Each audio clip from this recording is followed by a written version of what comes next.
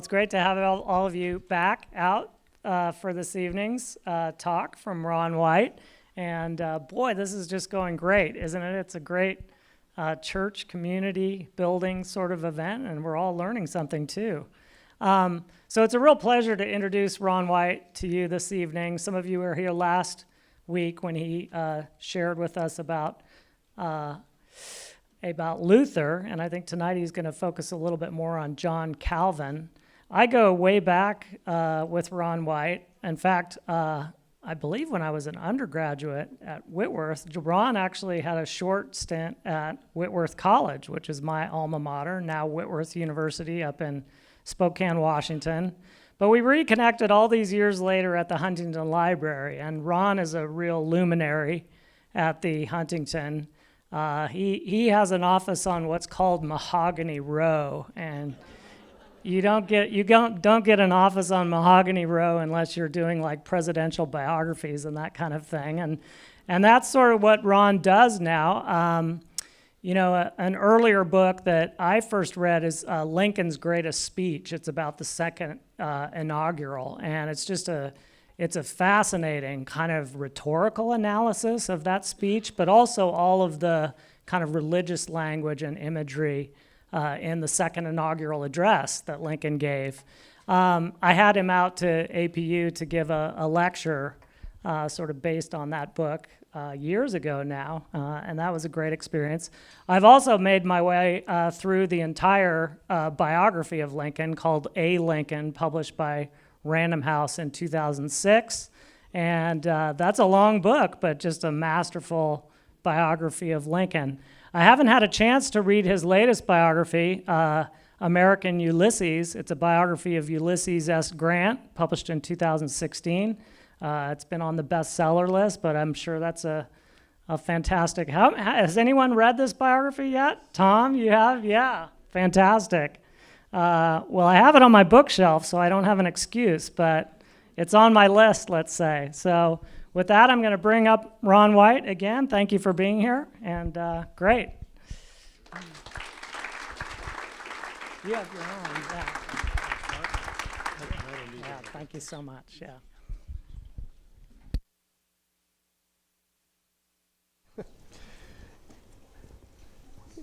Maybe we could turn it down a little bit. I can't see the audience because of that spotlight.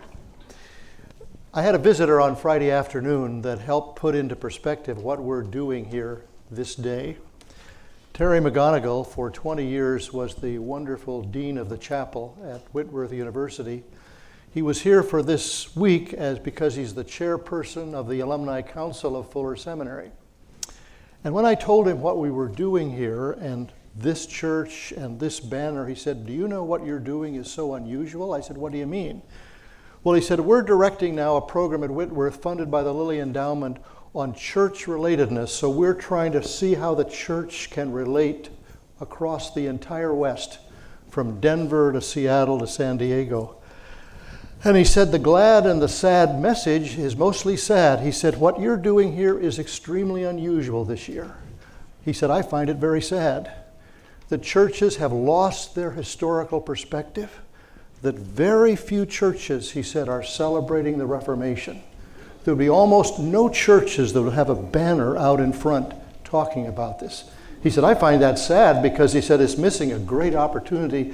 But he said, "I'll tell you, as we go across the West, very few churches are doing that."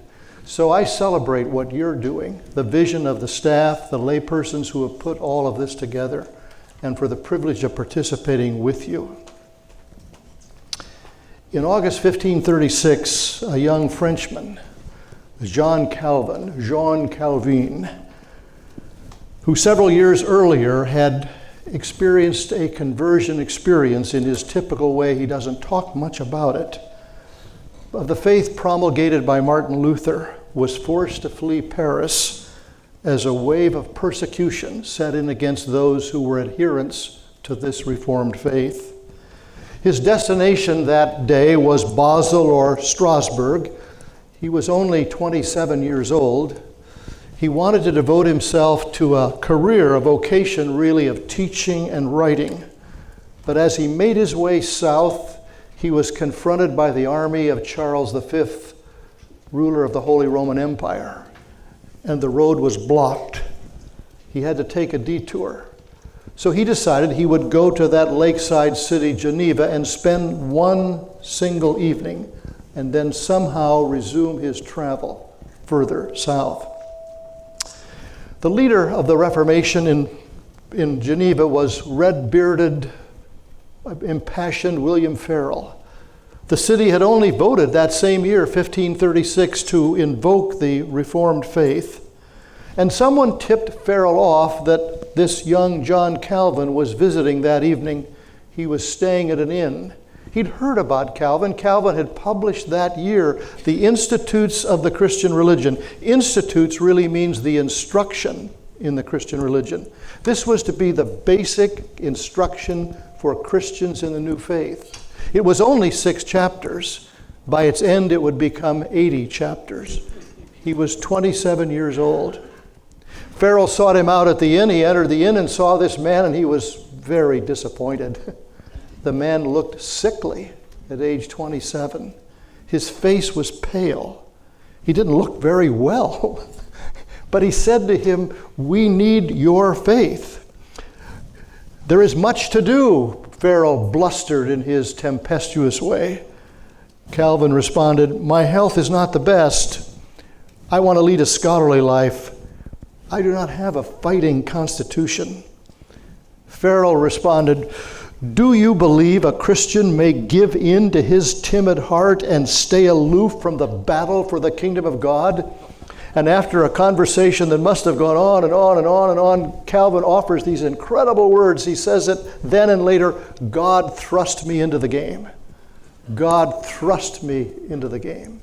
So like Calvin to speak that way. By way of review, if you were not able to be with us last Sunday, we started out by talking about Martin Luther, the real focus, obviously, of the 500th anniversary of the Reformation in 2017. And I suggested that there are many different ways that I think this 500th anniversary will be celebrated. Celebrated as the invention of print and how Luther takes advantage of this. I said that when I was in communist East Germany many, many years ago, Luther was kind of a hero of rising up against the rulers that be. Luther's presented in many ways. He's presented in the book that you've been given as their kind of a brief introduction. But I want to introduce him as the person who's really involved with the renewal of the Christian faith. For I'm concerned that these other interpretations could in many ways erase what he really is all about. My academic training as an undergraduate was at UCLA. We studied intellectual history. That's become verboten. Intellectual history, in a good sense, has been replaced by social history. Because the problems historians said with intellectual history is it focuses on the great men, and yes, it was men, not women. It focuses on those elites who do this. So why don't we just tell the story of ordinary people? Well, as important as that is, Luther is not an ordinary person. He's an extraordinary person. Calvin's another extraordinary person. I do believe that individuals can change history. And these two men have changed history. And 500 years later, we're talking about them. I suggested that therefore my focus would be on biography. I've become a biographer in the last 15 years, and part of biography is to see the irony, to see the paradox, to ask the question, how is a young person formed to become an adult? And that's a part of my interest. I've come with fresh eyes this evening, and even some of the conversations before we've started have influenced what I'm going to say. For I think history is always interested by the climate of opinion. Do you realize that in 2017, under the direction of our president, we will have the fewest number of refugees in this country since 1980? We will cut our refugee population down to 50,000 people, when the tiny nation of Canada will quadruple what we will receive. John Calvin becomes who he is because he lives in a city of refugees. He is an immigrant. He is not a native of Geneva. Martin Luther is settled within Germany, and so he's not really thinking of the Reformation beyond Germany. 1/3 of the residents of Geneva will be refugees, will be immigrants, forced to flee from their country, to arrive in Geneva from all across Europe, England, Scotland, Holland, Poland, all these places. And part of the dynamism of John Calvin is, how do you respond to refugees if they're within your population? I'm doing an event on Tuesday evening in Grand Rapids, Michigan, with the New York Times columnist David Brooks. We're talking about character and the American presidency. And I was sent to see a DVD on the presidency of Gerald Ford, that's his town, in preparation. And one of the most remarkable parts of the Gerald Ford presidency that I'd kind of forgotten was his championing of refugees. 200,000 Vietnamese refugees came, many of them to Southern California. And so this whole notion of refugees, I would never have thought about this 10, 20, 30, 40 years ago if I were talking to you about Calvin. I think it's extremely important in the way we understand Calvin today. What I said last Sunday was that all indulgences were the problem. If you paid so much money, you could get out of purgatory. Luther said, I do not attack the life. Others have done that. I attack the doctrine. So Luther and Calvin are persons who are caught up in ideas. Furthermore, just one more sense of review, I said that however wonderful Luther was as a professor, as a theologian, he was in many ways primarily a pastor. He was the pastor of the village church, and his real concern was the way these ideas were working in or working against the faith formation of his people. Well, who was John Calvin? Will the real John Calvin please stand up? John Calvin, like Luther, has been subject to the same variety of interpretations. I remember as an undergraduate, or MDiv student at Princeton Seminary, as I wrote a thesis on Calvin and Luther, I read a book by Robert Kingdon who said that Calvin in many ways was one of the first Marxists. And I thought, Marxist, what does he mean by that? That he understood the economy of the land around him, and he set up a welfare system that would last for 300 years beyond his death. He understood what it meant to receive refugees. Calvin was born in France. He wished to be a lawyer and studied to do so. Probably more than Luther, he was a humanist. By that he meant he was a kind of a disciple of the Renaissance. At age 23, he wrote a treatise on Seneca, the Stoic philosopher who was alive at the same time as Jesus. Now, due to that detour, he arrives in Geneva. What will he do? Well, Geneva had declared itself for the Reformation, and the reason Farel wanted Calvin to stay was he wanted a teacher. Many refugees came to that city. Many were exiled by Bloody Mary of England, so many English came. John Knox came from Scotland. John Knox would say of Geneva and Calvin, here exists the most perfect school of Christ, which has been since the days of the apostles on earth. Knox, Scottish Presbyterians are a huge part of what America will become. As Jeff and I have talked in a future lecture, we'll talk about the influence of Luther and Calvin in the American experience. But Calvin puts into place a new order of ministry, which I'm afraid we've somewhat lost. Instead of 3 offices, pastor, elder, deacon, he said there should be 4 offices: pastor, teacher, elder, deacon. And in my study of American colonialism and of the Puritan experience, did you know that in many American churches there was both pastor and teacher? Presbyterians at their best, let me underline that, at their best, are a constituency that values education. And therefore we have used this remarkable, interesting term, teaching elder, to distinguish who we call as pastors. Episcopalians have their liturgy, which is wonderful. Baptists have a more experiential faith, which is wonderful. Sometimes we can be, as they say, the frozen chosen. But at our best, and you experience the best, let me tell you, in this congregation, a teaching minister who is preaching, to be sure, but is bringing information that can be transformative. So Calvin, although he preached, he taught every single day in Geneva. Just remarkable. It's interesting that only in the United States do we use the term Presbyterian. No other place in the world do we use that. Every other place in the world uses the word Reformed. We use the word Presbyterian. In many ways, I wish we didn't, because it refers to our system of government. We are a Presbyterian, we have presbyteries. If you went to England, France, wherever else you go, they would use the term Reformed, because Reformed talks about our faith. I think our faith is more important than our government. I remember once I led a small group of young adults to Poland in the darkest days of communism. And there I encountered, in this deeply Catholic country, the Reformed Church of Warsaw. And as was typical of many Reformed churches, as small as it was by number, it had an outsized influence in the nation of Poland. Why?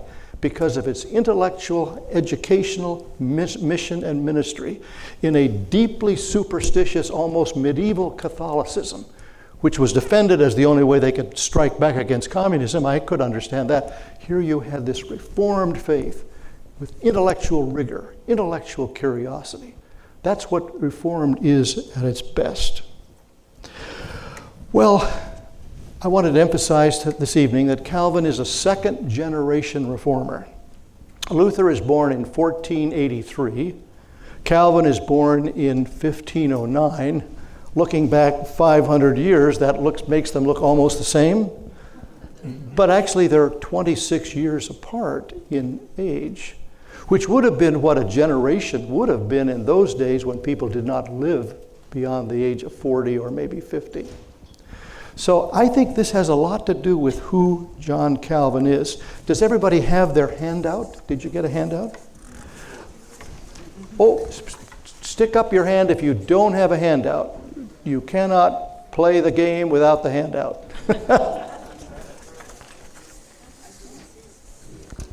Just stick up your hand and the handout will come to you.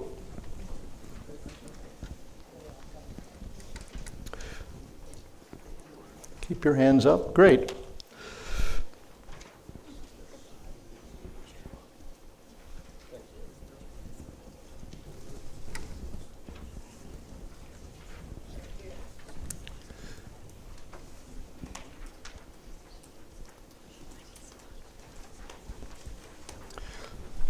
You were so busy enjoying the iced tea and the cookies, you didn't get the handout. There's an echo. Wait till I have a break.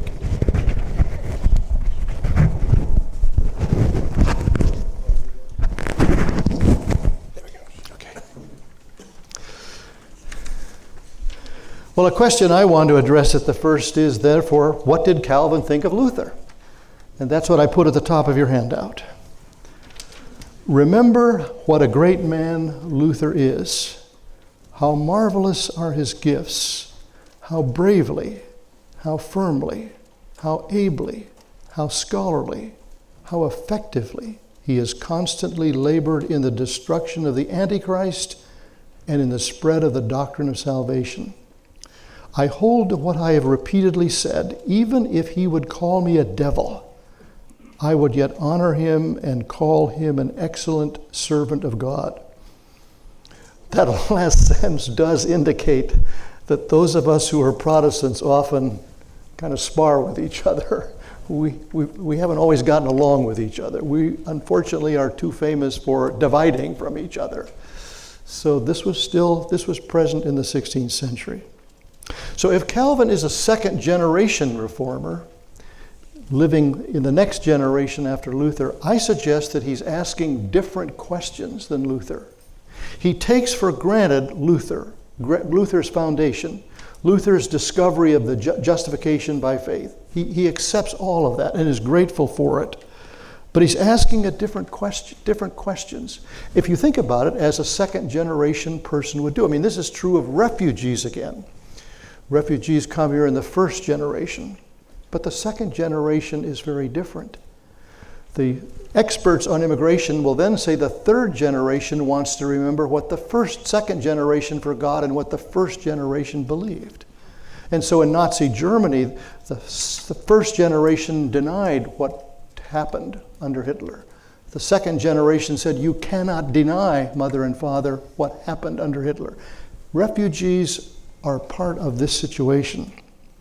So for Luther, the great text was, your sins are forgiven. This was his experience. How could he be forgiven? He was this man who tried through self-help, through everything he could to sort of make his way to God, to achieve God's justice. He felt that he couldn't. When he celebrated his first Mass, he was overcome with dread and terror. Your sins are forgiven. Wonderful. That's the gospel. For Calvin, the key verse is, if God is for us, who can be against us? A very different verse, a very different accent, a very different angle of vision. Both Luther and Calvin, I would argue, had an overwhelming sense of the majesty of God, but for Luther, the majesty of God was in the miracle of forgiveness, that God forgives us.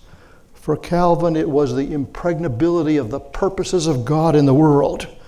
I love his phrase, the world is the theater of God's glory. When I go to Michigan, I'm in Reformed country, Dutch Reformed and Christian Reformed. And interestingly, far more than Presbyterians, they are involved in government. That's what Calvin told us to be. Government is not bad. We should be involved in the government. So you have all these Dutch Reformed and Christian running for office. United States Congress. State legislature in Michigan is just filled with these Reformed people. Why? Because Calvin told us that government is not evil, but that we should participate in government. We've adopted much of the modern American attitude that government is evil, and therefore we've withdrawn. Those of us who are Presbyterian should be the persons who do not withdraw, but participate. What does this mean? It means, first of all, that there's an activism in John Calvin, a very activistic spirit. I think, first of all, what we've already suggested is due to the circumstances. He's living in a city of refugees. He's living in a city of immigrants. He dedicates his Institute of the Christian Religion to King Francis I of France. Now, Francis I of France was really not very interested in religion, whether it be Catholic or not. But already he's asking himself the question, I'm sitting here, Calvin is in this tiny, what we would call a free state of Geneva. How can I begin to transform France? I'm writing the Institute not simply for ourselves, but for the whole nation of France.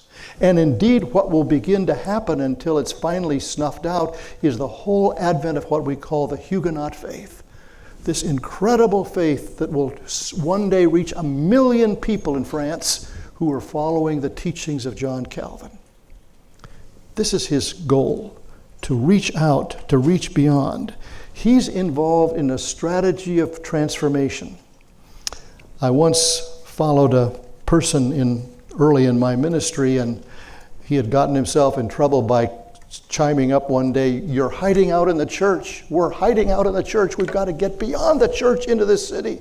And I think today people are so frightened by what's happening in our world, maybe by what's happening in our society, that there is a temptation to hide out in the church, to stay within our Bible studies, to stay within our prayer groups, to stay within our adult education, to stay within our worship services. But John Calvin is an activist. He tells us to get out and to move forward into France or wherever. So when these refugees come from England and Scotland and go back to their countries, they will be going back with the tutelage of John Calvin. But if it's the circumstances different than Luther that in a sense kind of motivate Calvin, there's also the realm of ideas. ultimately, I do believe in ideas. I'm uneasy with social history, or what's called the sociology of knowledge, which in many ways tries to denigrate ideas, that ideas don't really exist on their own. They're just the product of people's thoughts. It's almost a Marxist view. They come forward just by our own social inclination. No, ideas have power. There is something called intellectual history. We do believe in the power of ideas. Well, what were Calvin's ideas? As he puts together 6, 36, 54, 80 chapters, it's interesting to notice the order of those chapters. If Luther makes justification by faith the center of the gospel, and it certainly is central, Calvin makes justification by faith chapter 2, not chapter 1. All right, here's the extra credit question. What do you think is chapter 1? What do you think is chapter 1? Chapter 1 is the sovereignty of God. The sovereignty of God is the overarching understanding of the Christian faith, of which justification by faith then becomes the way that that sovereignty of God is related to the individual believer. But for Calvin, it's the sovereignty of God. That's this huge, large, big idea. Calvin starts the Institute by saying, well, we could begin with God, or we could begin with man, and either way would be appropriate, but I've decided to begin with God. God is the big idea in John Calvin, the sovereignty of God. How does this work its way out? One particular way is that Luther had 2 uses of the law, and he's wonderful at expositing these 2 uses. The first use of the law, and I love Luther's wonderful way of using images, he said the law is a mirror. A mirror. The law is a mirror in which we look into that mirror and we see ourselves. And what do we see? We see our own human nature. We see our sinfulness. We see where we have fallen short. I love the confession of faith in our order of worship in our Presbyterian churches. Many years ago, there was a Secretary of the Treasury named Charles Fowler, who was a Republican Presbyterian. And he said one day that when he arrived for church late and slipped into the pew and got to the confession of faith, he turned to his neighbor and said, I found my crowd. I found my crowd. We need that confession of faith. Confession of sin, I'm saying it wrong, pardon me. Confession of sin. And so this is very, very important. The second use of the law for Luther is a restraint for evil. Tom Erickson asked the $64 question last Sunday afternoon on the 2 kingdoms. And I tried in my way, and I've been thinking about it since, Tom, that Luther has this complex idea that there's 2 kingdoms. There's the kingdom, it's really law and gospel. There's the gospel in which we practice forgiveness and grace and reconciliation. And there's the law by which we practice justice and restraint. And when the peasants rose up to support Luther, he told the authorities to strike them down. And that seems so strange because he said the peasants have confused the 2 realms. They have thought that the gospel should take effect in the law, in the world, and it cannot. And this is, as Tom pressed the question, if you were here, you may recall, why in a strange sort of way, the Lutherans in Germany fell prey to Nazism. Because they said, this is simply the realm of the world, and we have nothing to say about the world. We've elected this man. Americans forget that. Hitler was elected. He didn't take over. He was elected, overwhelmingly elected. So this is the way it's happening. It's a great article in the New York Times yesterday on what's happening in Germany after this most recent election. Angela Merkel, daughter of a Lutheran pastor, and yet 13% of the votes were coming for this alt-right party using Nazi language. And the article said, well, where is this coming from? I was interested to know, where is it coming from? Much of it is coming from East Germany, where it said there is no church. And so the best of East Germany moved west. And those who were left in East Germany are extremely restless and anxious. I was sad to read that the rest of it is coming within the Roman Catholic Church of the south part of Germany. But it is not coming from the strong Protestant part of West Germany. It comes from people who are disenfranchised of who they are. Luther says there's two uses of the law: the mirror, which tells us who we are; the restraint of evil, that's how we need police, military. But Calvin said there's three uses of the law. There's three uses of the law, not simply two. And the third use of the law, if you love me, keep my commandments, it says in the Gospel of John. And the third use of the law is a positive use of the law. The law is there, that it's a guide for how we should live the Christian life. Luther, the first generation reformer, understandably was concerned about the law, that somehow we thought the law was the way to get to God.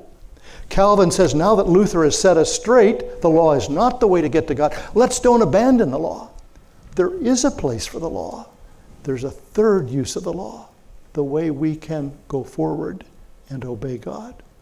Well, Calvin will get in some difficulty in Geneva as he and his colleagues try to put this law into effect. There's a rebellion within Geneva, and 2 years after he arrives, they ask Calvin to leave. They tell him, we don't want your law. We don't want your civil obedience doing. So Calvin leaves. And then after a year or two later, they say, this isn't working very well. Would you please come back? And Calvin says, I don't know that I want to do this again. I don't have a fighting constitution. You asked me to leave once. Why do you want me to come back? Because now we understand that we do need rules. We do need arbitration. We do need the way we're going to live our lives together. So Calvin, I think, reluctantly returned and lived there the rest of his life. I think the most dynamic part of Calvin is the international dissemination of the Reformation. That from this tiny, tiny, free city-state of 14,000 people in Geneva, the Christian faith will go all over the world. It will go to Holland, to the north and west. It will go into Germany. It will go east into Poland. It will cross the English Channel and go to England. It will go up into Scotland with John Knox. It will come across the Atlantic into America. So that, and we'll talk about this when we do a third presentation, in 1776, of those who embraced the Christian faith, 85% are of the Reformed or Calvinist persuasion. 85%. That's the dynamism. Now, sometimes Luther and Calvin are caricatured. Oh my goodness, Calvin is this dreary guy who's no fun, let's tear down all the things in our church. Actually, Calvin keeps a wonderful balance. I love it in this metaphor. Praise the Lord and pass the ammunition. Praise the Lord because we know that God is involved in this world. He's a purposeful God, and he wants to act in this world, but pass the ammunition. I've been asked to give a presentation at the end of this month in a joint sponsorship by the Glendale Presbyterian Church and by the New Theological Seminary of the West, the last Friday evening of the month, on Abraham Lincoln and the Bible. And I'm convinced that Abraham Lincoln's very sophisticated understanding of the Bible comes from his deep immersion in the Reformed, or if you will, Presbyterian tradition. It's really quite remarkable about the way he understands the use of the Bible. And it will come to the fore in the second inaugural address, where in 701 words, he will quote the Bible 4 times. Whereas in the previous 18 inaugural addresses before him, the Bible had only been quoted 1 time. Only 1 time. He will quote it 4 times. So there's this international dissemination of the Christian faith. The sovereignty of God. A God who is purposeful in the world. The world is the theater of God's glory. It's a transformational faith at its best. And I think one of the purposes of what we're doing here in these weeks and months together is to remind ourselves of what this Reformation faith is, and then ask ourselves, are Are we living up to it? Is this the faith that we embraced? Or have we, understandably, perhaps become part of the climate of opinion of our particular age or location or whatever it might be? I think this is the beauty of it. What I'd like to do now is to turn your attention to the major part of the handout. If you look at it, Calvin divides the Institutes of the Christian Religion into 4 books, 80 chapters in his final edition, 1559. And most remarkable, I believe, is Book 4, and the final chapter of that book, chapter 32. And I know this is a very long handout, but if you will, I'd like to kind of read through it and then comment on it as we do. Because this is where Calvin breaks from traditional teaching. The title of this chapter is The External Means by Which God Invites Us into the Society of Christ. Both Luther and Calvin are what we would call magisterial reformations. What do I mean by that? They want to participate and cooperate with the magistrate. What we haven't talked about, maybe Mark and your dad talked about this in the first session, is who are the Anabaptists. The Anabaptists were those who were arguing that we should not or cannot participate with the government. We should withdraw. We should not participate in the military. In our particular situation, Amish, Mennonites, early Quakers, we do not want to participate in the public school system. We will set ourselves apart because Christ is against culture. No, Calvinists believe Christ is the transformer of culture. But how do we do that? This is what sets Calvin apart. But in that obedience, which we hold to be due to the commands of rulers, we must always make the exception, nay, must be particularly careful that it is not incompatible with obedience to him to whose will the wishes of all kings should be subject, to whose decrees their commands must yield, to whose majesty their scepters must bow. There's an exception to all the scriptural injunctions to obey the rulers, Romans 13, 1 and 2. And indeed, how preposterous were it in pleasing men to incur the offense of him for whose sake you obey men. The Lord, therefore, is King of kings. When he opens his sacred mouth, he alone is to be heard instead of all and above all. We are subject to the men who rule over us, but subject only in the Lord. That's my bold. That's not Calvin's bold, but I wanted you to get that. If they command anything against him, let us not pay the least regard to it. Let us not pay the least regard to it. Nor be moved by all the dignity which they possess as magistrates, a dignity to which no injury is done when it is subordinated to the special and truly supreme power of God. And then he gives, as he always does, biblical examples. On this ground, Daniel denies that he had sinned in any respect against the king when he refused to obey his impious or impious decree, Daniel 6:22. Because the king had exceeded his limits and not only been injurious to men, but by raising his horn against God, had virtually abrogated his own power. On the other hand, the Israelites are condemned for having too readily obeyed the edict of the king. For when Jeroboam made the golden calf, they forsook the temple of God, and in submissiveness to him revolted to new superstitions. 1 Kings 12:28. With the same facility, posterity had bowed before the decrees of their kings. For this they are severely upbraided by the prophet Hosea 5:11. So far is the praise of modesty from being due to that pretense by which flattering courtiers cloak themselves and deceive the simple, when they deny the lawfulness of declining anything imposed by their kings, as if the Lord had resigned his own rights to mortals by appointing them to rule over their fellows, or as if earthly power were diminished when it is subjected to its author, before whom even the principalities of heaven tremble as supplicants. I know the imminent peril in which subjects expose themselves by this firmness. He's recognizing the difficulty of this. We are citizens, friends, of two kingdoms, the kingdom of the country to which we belong and the kingdom of God. Kings being most indignant when they are condemned. As Solomon says, the wrath of a king is as a messengers of death. But since Peter, one of heaven's heralds, has published the edict, we ought to obey God rather than men. Let us console ourselves with the thought that we're rending the obedience which the Lord requires when we endure anything rather than turn aside from piety.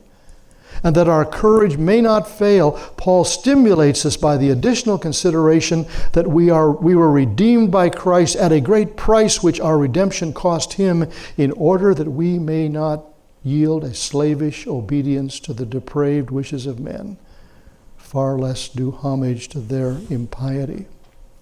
This particular passage gave great sustenance in the 1930s to the Reformed Christians in Germany.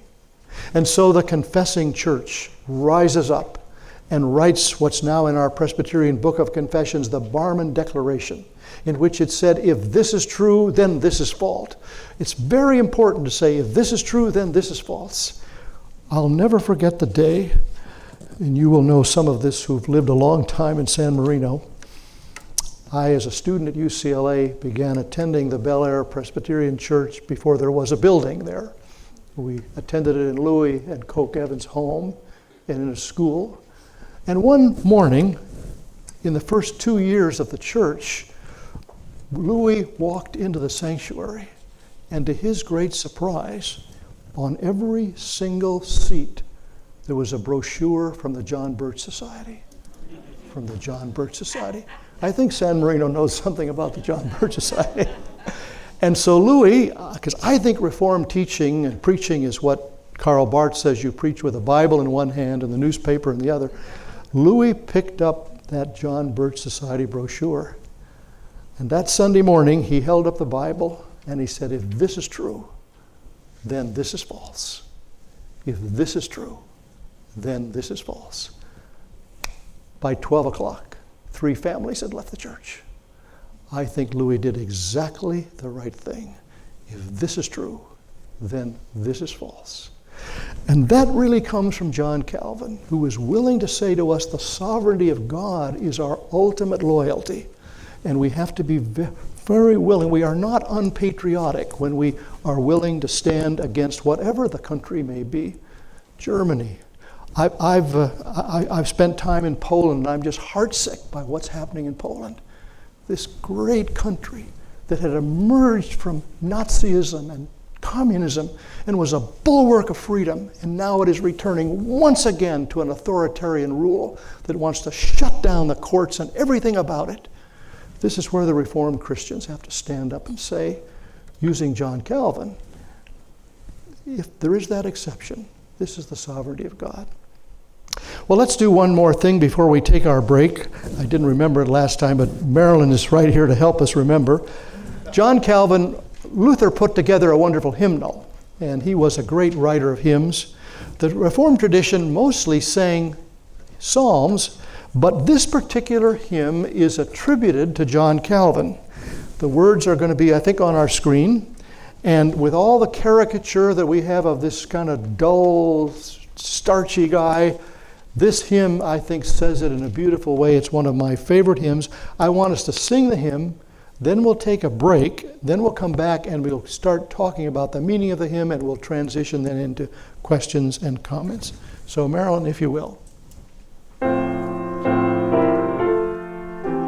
Let's stand.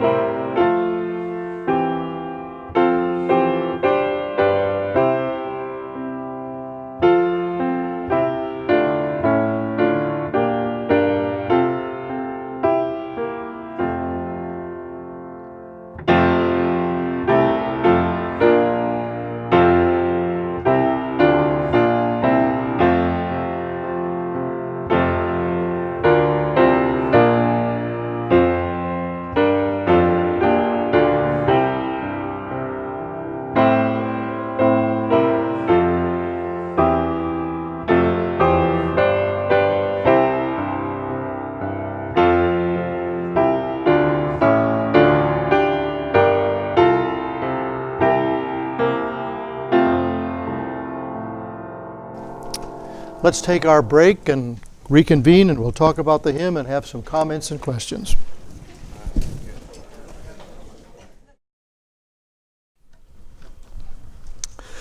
One of the dilemmas for the preachers or for the teachers is what to leave out. You only have so much time. And although we've emphasized the necessary to see the Reformation as a prism by which we look back at the first or early centuries, I want to accent again how much the real question is, what is the real church? So although we saw in the movie last week how Luther was involved in this dynamic conversation, debate with John Eck, Calvin had a similar experience. It was a dialogue or a disputation at Lausanne, Switzerland. And as they tried to suggest to him that he didn't really understand the early church, that this was a complete departure from what the tradition, the Catholic Church, I would argue, has two sets of authorities. It has the Bible and it has tradition with a capital T. Well, as they tried to ensnare or trap Calvin, he was amazing. He said, I think Augustine, let's see, it's in the Confessions. I think it's book 3. I think it's on page 334. Towards the bottom of the page, he says this. And then he goes and quotes from memory all of the early church fathers. So if you went to the index of Calvin's Institutes and looked at who he quotes Augustine far more than anybody else. Luther, Augustine, far more than anybody else. What are they saying? That actually the Roman Church, almost of 1,000 years, but certainly 500 years, had departed from its own tradition, from its doctor father, Augustine, who was the greatest teacher in the Catholic Church. And so in a sense, both Luther and Calvin are attempting to get back into this. The reason I wanted to sing these hymns is, I think that hymns often embody a theology. We sing it lively. We've got great musicians. We have the organ or the piano or the praise band. We don't always take the time to examine the words.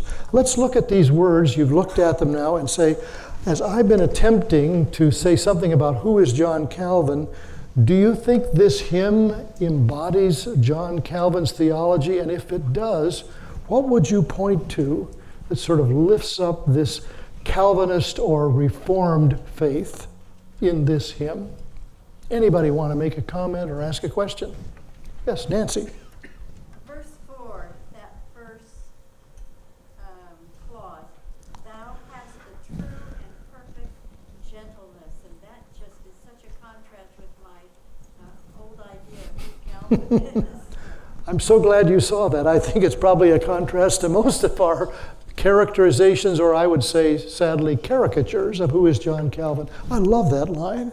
Thou hast the true and perfect gentleness. What other themes do you hear in this hymn? Sovereignty of God. The sovereignty of God. Where do you see that, Tom? First verse. The very first verse. Well, Yeah. second verse. Second verse, yeah. Reigning omnipotent. Reigning omnipotent in every place. There's much more of a spatial emphasis in Calvin. It's the world is the theater of God's glory. He's thinking globally. Hard to say that for someone living in the 16th century. There's no America yet, but he's thinking globally of how this faith can reach out across the English Channel and all throughout Europe. And God is the King. When I was the chaplain at Whitworth University, believe it or not, we didn't have a chapel, and we somehow received this most magnanimous gift from the Sealy Mudd Foundation. At first they told us that we were not a leading college. We were not Stanford, Yale, Harvard, of which we were not, Northwestern, Duke. And then one day they told us we were leading, and we said, we are? What are we leading? They said, well, you are a leading Christian college, and we're going to build the only chapel we will ever build in the United States with the Sealy Mudd Foundation here of Southern California. So then the students were given the task of saying, if you want to describe 4 different words of how you would describe God or Christ in your life, what would they be? And one of them was King. The King, the kingdom of God. Fascinating. Other themes of this hymn that, yes? In verse 4, Yes. that it is possible that we can live in perfect Unity. unity. Calvin, sometimes the Reformation, as viewed certainly early by Catholic scholars, was this great divisive movement that was dividing Christendom for worse, not better. But Calvin was a great apostle of unity. It's interestingly, the World Alliance of Reformed Churches, with its office in Geneva, has been extremely ecumenical. We may be very small in some countries, such as Poland, but at our best, we've always been a very ecumenical tradition that wants to cooperate with others.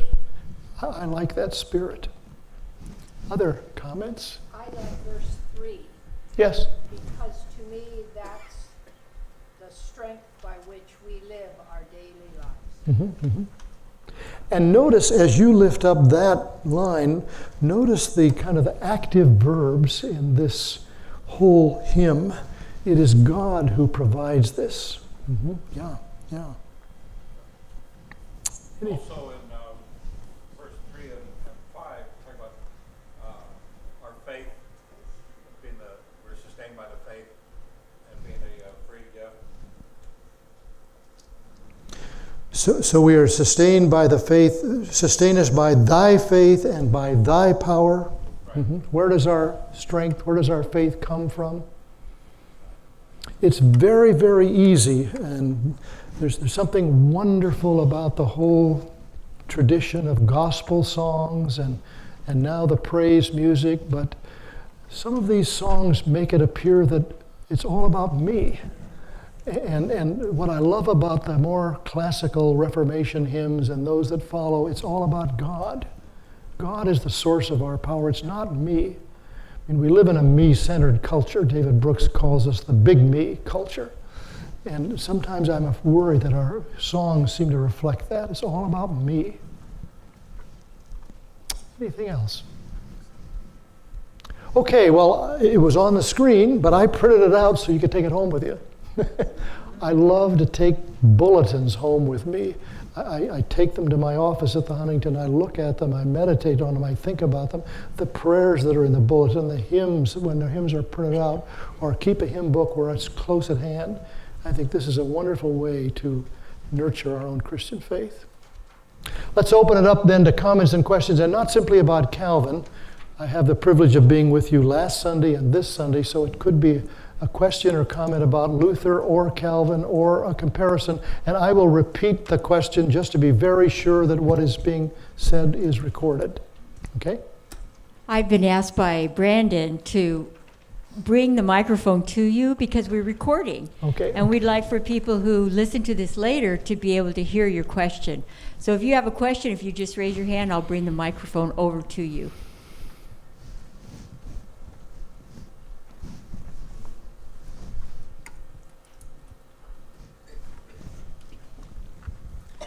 Last week there was, I seem to recall some reference made to Luther's desire to more or less bring contemporary Christianity back to something more aligned with the Christianity of the 4th and 5th century. Yes.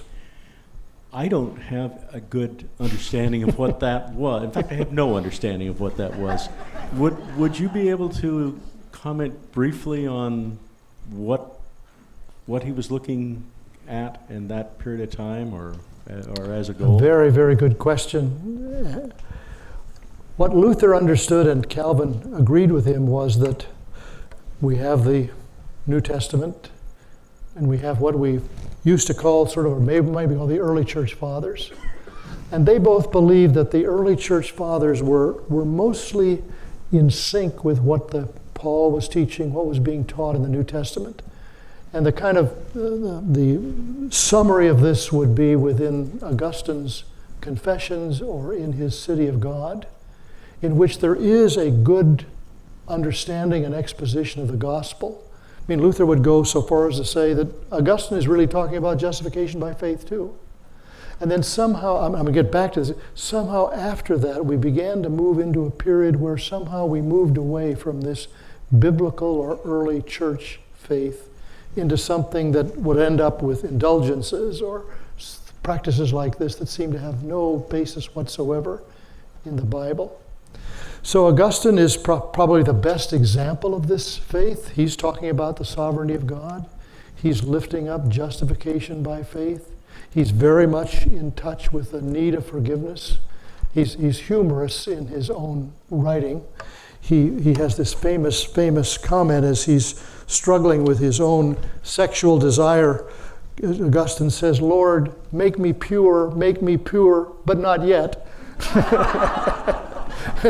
And so there's a very kind of human Augustine in this, but yet there's a strong doctrine of human nature, which would be sinfulness, of which the Roman Catholic Church seems to move away from that, suggesting that humans, by their own effort, are able to effect their own salvation.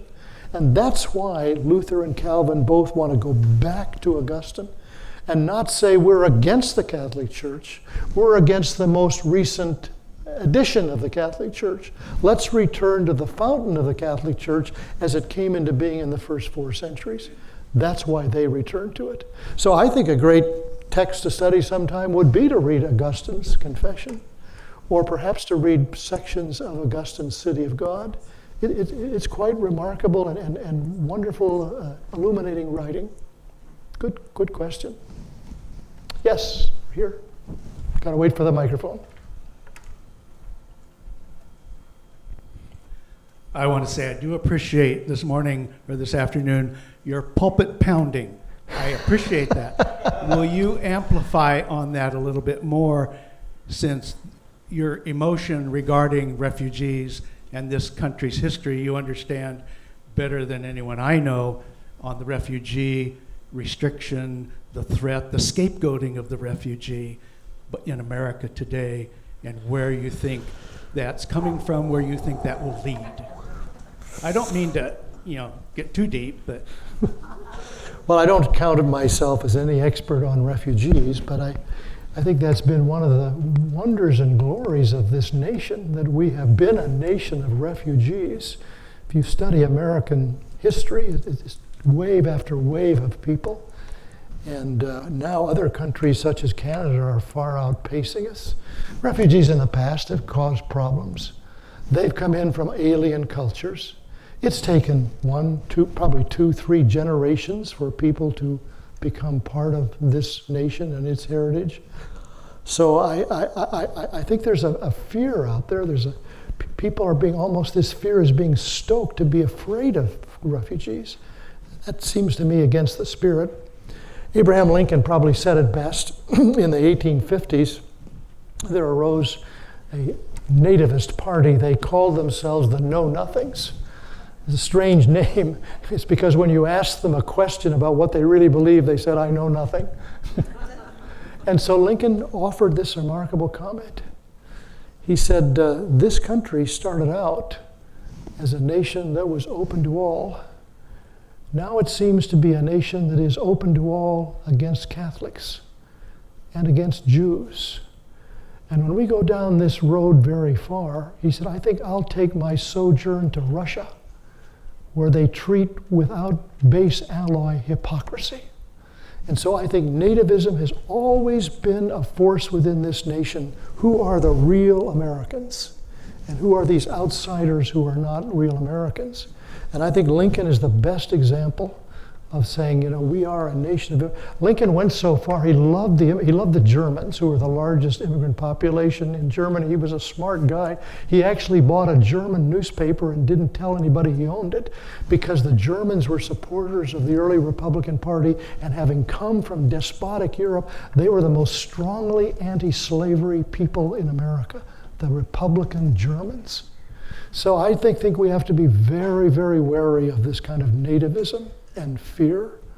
You can watch what's happened in Germany, and you can be critical of Angela Merkel, but you have to understand that she grew up in East Germany, and she said, I grew up behind a wall, and there will be no more walls in Germany. I grew up under Nazism, and we will not perpetuate Nazism again in this country. It's cost her dearly in this election, but I think she's a very courageous woman. Enough about my pulpit pounding. Get back to teaching. Yes. Yes. Could you touch on the concept of predestination and Yes, what yeah. application it may have for Yeah. us today, please? Yes, thank you. The concept of predestination. Really, one way to talk about this conclusion of our 2 weeks is to talk about what I would call Lutheranism and Calvinism, and that will lead us into the next time I'm privileged to be with you. Predestination is simply Calvin's understanding of the sovereignty of God. If God is sovereign, then God is the one who works in our lives. It's a way of giving credit to God and not ourselves.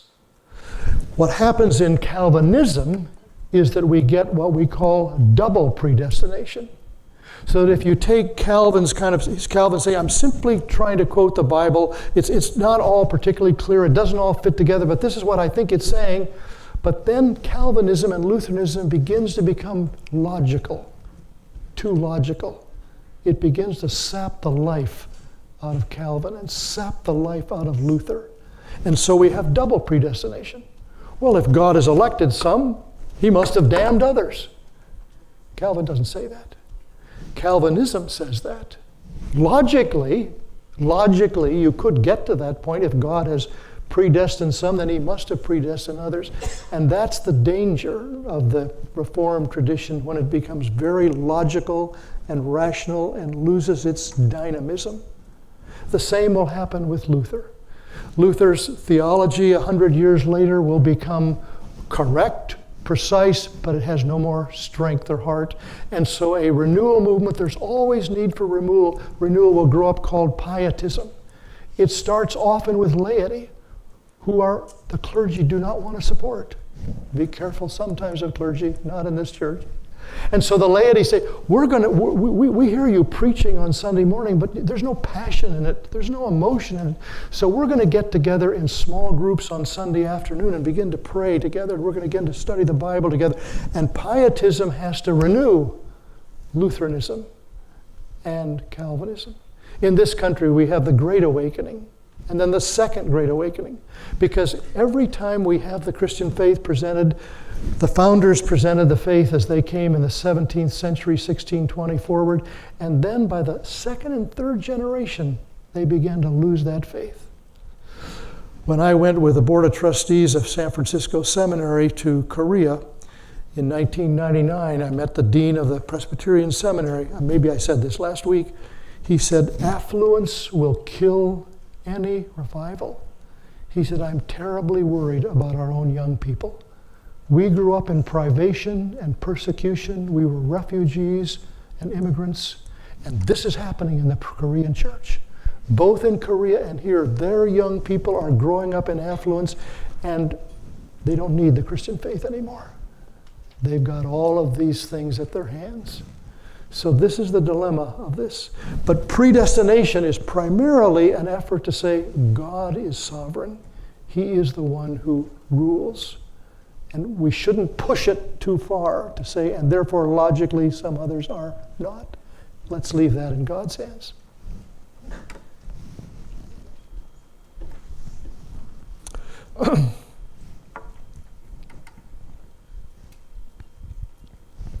I have read where we are presently living in a post-Christian world. Mm-hmm. Could you tell us a little bit about Okay. that? What is a post-Christian world? It is the understanding that Christianity and culture have been, up until very recently, been marching side by side. So we could make a presumption about our political leaders, about our business leaders, about our educational leaders, about our colleges, our universities, that the Christian faith and as well the American faith were coming side by side. We knew historically that if you looked at Europe, that has not been true for a long, long time.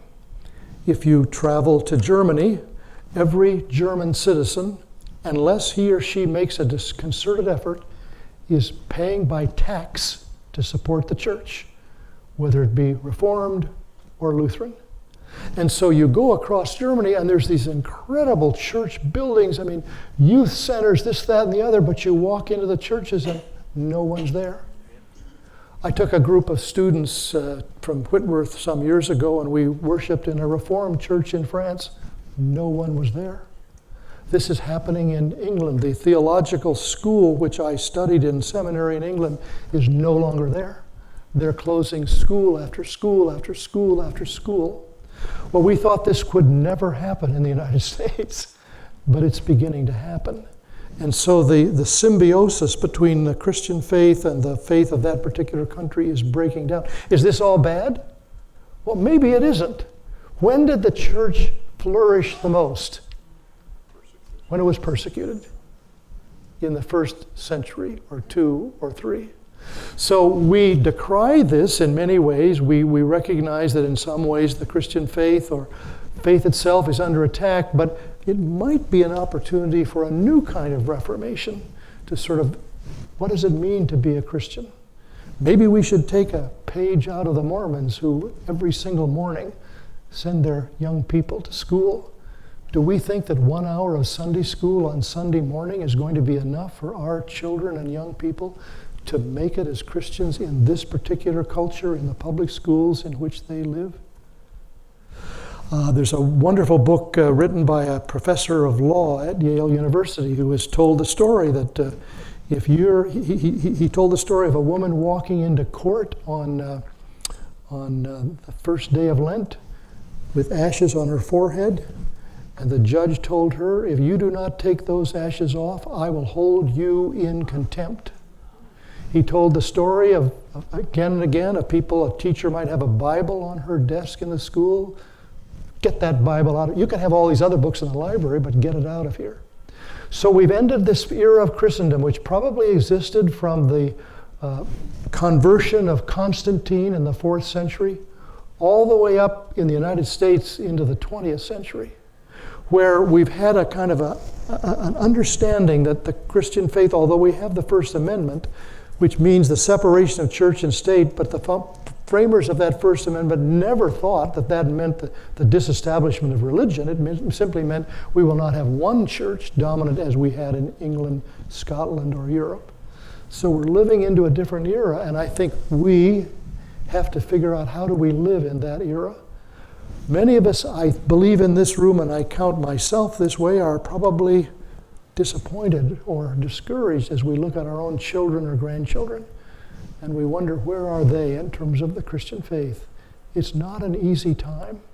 Have we done anything to distance ourselves from our children or grandchildren? Well, that's another tough question that we have to ask. So post-Christianity or post-Christendom is, we're living in a new age where Christendom is no longer the presumption or the assumption of people who live in the United States.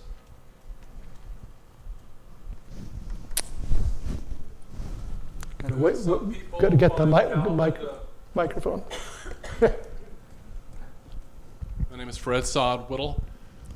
Could some people find Calvin to not be acceptable or attractive? That the Bible banger is telling me what to believe. You know, I'm going to make my own religious opinions. And does Calvin go too far when he said either you're with us and with God or you're not? Mm-hmm. We are the chosen people. I mean, sounds very much like he's talking about the 7 tribes of Israel or other minority groups who've tried to divide society in the past or in the future. So my question to you is, yes, you have to go forward and say, yes, there's certain things we believe in, but do you want to really divide society and have people believe things that they really don't have to believe? Because such as your example, because I was in this church in 1968, and there were a lot of John Birchers here in our congregation, and if you'd had said from the pulpit that either you're with the Bible or you held up the other hand of the John Birch Society, which was headquartered a couple blocks away, you'd had more than 3 families leave your congregation. And at Monte Vista Grove Homes at that time, Millie Lou McClellan, who now lives at Monte Vista Grove Homes, her husband was the pastor here. And so I asked my dad on the way home from church, why did Dr. McClellan just have the associate pastor pray for the world? And he said, it's because Dr. McClellan knows what's going on. He knows all about the Vietnam War. He knows all about the divisiveness in the congregation and how domino. He's got the whole thing under. He knows it all, and he knows our congregation is deeply split. So he's made a conscious choice not to be a Calvinist, but to be a Luther follower. Why do you want to divide and upset and do all those things? And another thing that bothers me that you hopefully can comment on is what our congregation did with the acceptance of gay marriage. You didn't have to do what we did as a presbytery, or a denomination, and say, well, you have an absolute right for a pastor to marry you even though you're not married. You could have done it, you could have handled it a different way. We could have said, well, it's up to the synods, and it's up to the presbyteries, it's up to the churches, and eventually it's up to the minister to decide whether these two people love one another. And that's that's what happens eventually anyway. But instead we decided, oh no, we're going to be a Calvinist. We're going to be like the Supreme Court. They could have taken the middle ground too, but they didn't. And so as a result, you just alienate a whole bunch of people that are no longer in our church. And after all the work that so many of you have done to unify our church and to grow it, why have a Calvinist, either tell it's my way or the highway? Because they'll take the highway. And Calvin's great, but you got to think about twice before you decide how you want to divide us. So you can respond to that. Well, first, I'm unable and unprepared to respond within this congregation. Calvin obviously lived in an age, as I was reminded by one of you, before the Enlightenment. The word toleration was not in their vocabulary. So we live in a very different era. A most recent issue, I suppose, is what happened in Charlottesville. Does the minister from the pulpit wish to say white supremacy is wrong? If one says white supremacy is wrong and people say, I don't think you should say that, I think part of it is a better understanding of who we are here, and maybe a better understanding of who we wish to be. And I think the way it is done, I think ministers win the right to be heard. And so you don't come charging in on your first Sunday in a congregation and say, let me tell you this, this, and this. And this is something that we talk about together. And obviously we change our mind. I mean, many people have changed their minds about homosexuality, about the possibility of gay marriage, the congregation, the Presbyterian Church. There's a lot of misunderstanding about that issue in terms of what the church or the minister is allowed to be. Many people have said, well, now we've been told we must. Well, that's not true at all. We must. This is an option. This is a possibility. But you've raised tremendously good questions. If I hadn't thought about this, if we said on Sunday morning in San Marino, the John Birch Society is. But at what point, what I wish to say is this: I love the Barmen Declaration because I think it's instructive to us. It says, if this is true, then this is false. If this is true, then this is false. Its first one is, if God is the God of all people, then this is false, that Jews, bum, bum, bum, bum, bum. And I think we're sometimes unwilling to say, this is false. I really think that's part of who we are to be as Christians. And so we have this conversation going on, and the conversation is being dominated by people on the right and people on the left. And I think most of us in the center are not quite sure how to speak. And so this is why we're having this series of classes. Does the Reformation help us in this? I don't know that anybody was saying, because John Calvin said we will therefore do this. I'm just simply trying to illuminate what Calvin does offer to us who are Presbyterians. You've said so many good things, I couldn't begin to possibly respond. Other comments or questions? Here, way over here, Chan.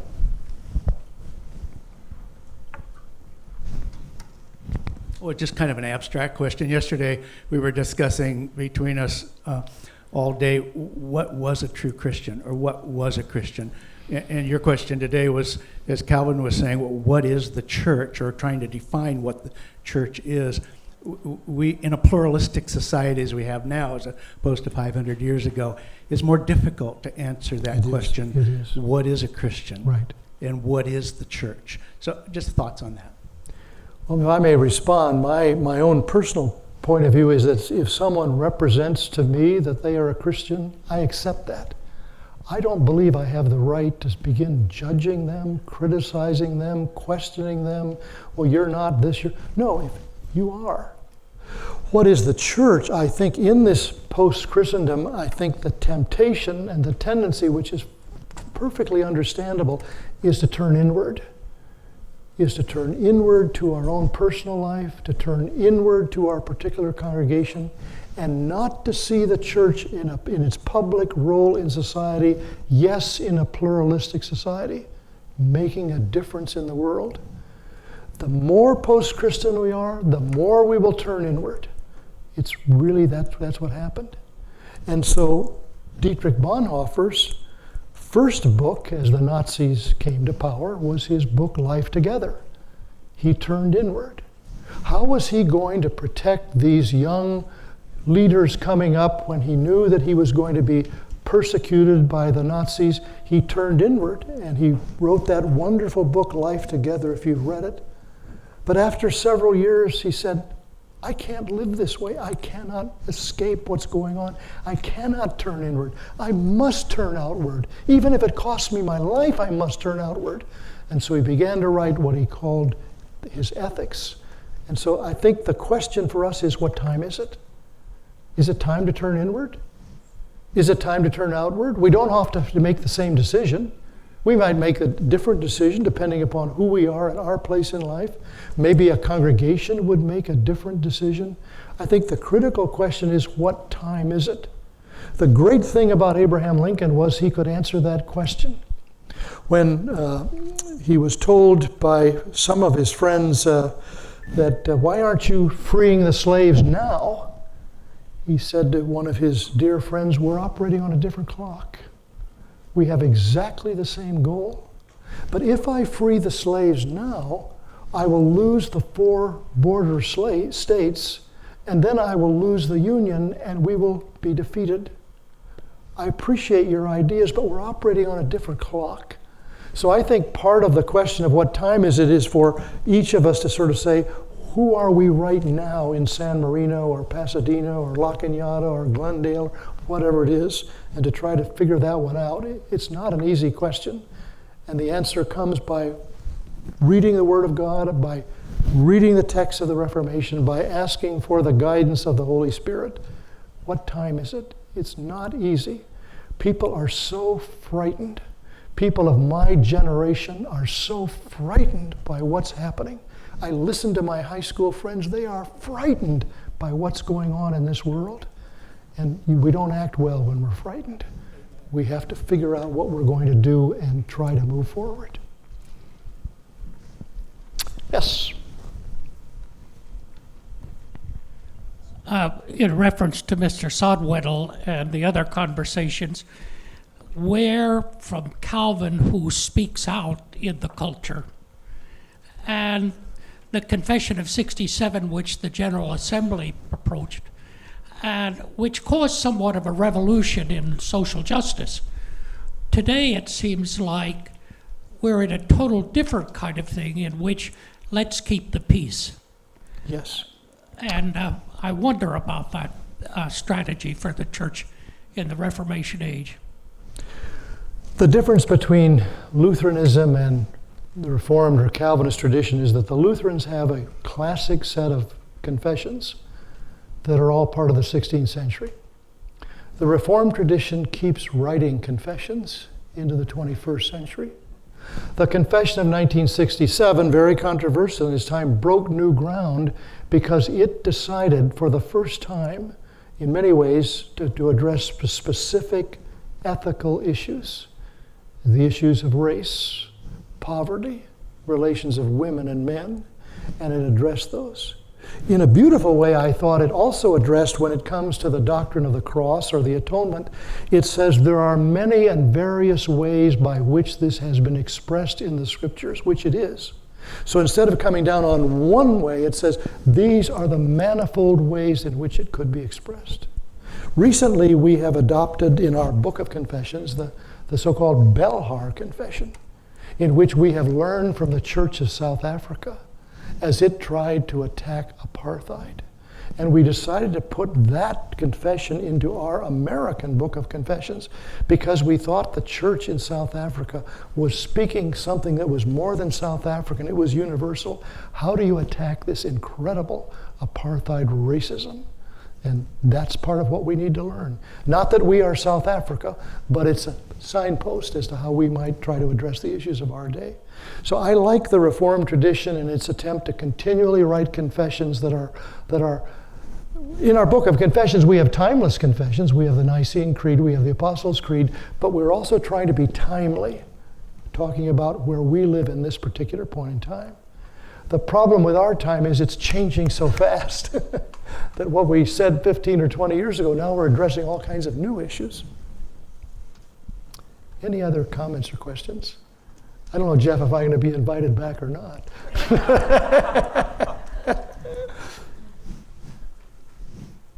Well, let me commend you for coming here at 4 to 6 o'clock on Sunday afternoon, giving of your time with your busy lives to be willing to engage these issues, not to coming to some we all have it all together now, but to say these are probably, you probably leave with more questions than you do answers, which is fine. To me, part of intellectual curiosity is, what is the question? And there's a lot of questions that emerge from studying Luther and Calvin, and what we're going to hear in the next couple of weeks, and what you're going to hear in the months going forward. So thank you for the privilege of being with you. I really appreciate it.